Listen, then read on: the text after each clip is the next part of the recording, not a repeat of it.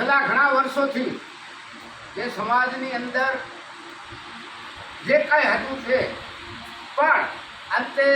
સમય અને અંતરે જેમ એક નાની નદી સમુદ્રમાં મળે એમ દરેક પંચ આપણી નાતરૂપી સમાજરૂપી સમુદ્રમાં મળી એક અવાજે રાજી ખુશીથી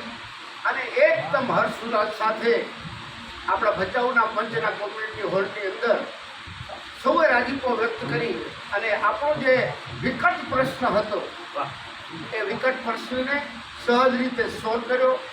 બધા પંચોએ 26 પંચોમાંથી એક ખારું સિવાય 25 પંચોના જે સદસ્ય ચૂંટાઈને આવ્યા હતા અને જે નાતમાં ભગવતા રજિસ્ટ્રેશન માટે ઘનચોવીસીના જે કારોબારી સભ્યો હતા અને સામાન્ય સભ્યો સૌ સાથે મળી અને લોકશાહીની ઢબે એક જે મતદારો હતા એ મતદારોએ વોટિંગ કરી નિષ્પક્ષ રીતે લોકશાહીની સાથે અને આપણા શ્રી ઘનચોવીસી બ્રેકવાળુ મહેશ્વરી સમાજનું એક વજન પડે એ રીતે લોકશાહી ઢબે પ્રમુખ ઉપપ્રમુખની વરણી કરવામાં આવી અને પ્રમુખની ઉપપ્રમુખશ્રી દ્વારા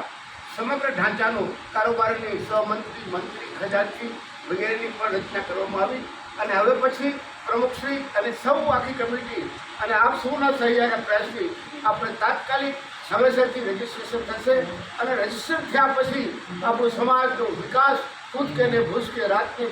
હંમેશા વધશે અને આ જે આપણો સહિયાર છે, આપણું સંપ છે, એ આપણું સૌનું જે મજબૂતાઈ છે, આપણું સંગઠન છે, એ આવતા દિવસે ભવિષ્યમાં વધુ મજબૂત બને અને સમાજલક્ષી હિતલક્ષી આપણે કાર્યો કરતા રહી એવી પરમાત્મા આપણને શક્તિ આપે એવી આપણો અને ખાસ કરીને ભચાઉ પંચનો આભાર વ્યક્ત કરીએ છીએ અને આપ સૌને ખૂબ ખૂબ ધન્યવાદ. એ ઉપસ્થિત તેમને બોલો જય ભીમ.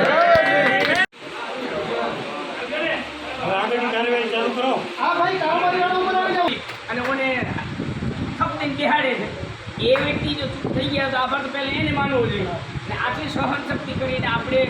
ચૂપચાપ બેઠા અને આ પ્રક્રિયાને આગળ વધારી અને સંપૂર્ણ પ્રક્રિયા ન થાય ત્યાં સુધી આપણે બેઠા એટલે ખરેખર આભાર આનું બધેલો આપવો જોઈએ અને નાતમાંથી જે ચૂંટાઈને આવ્યા છે અને એમણે પણ પંચે જે સહમતિ આપી છે હવે પંચનો તો હું આભાર માનવો જોઈએ કે કોઈ પણ વાદ વિવાદ વગર એ લોકો 100% હાજરી આપી છે અને 11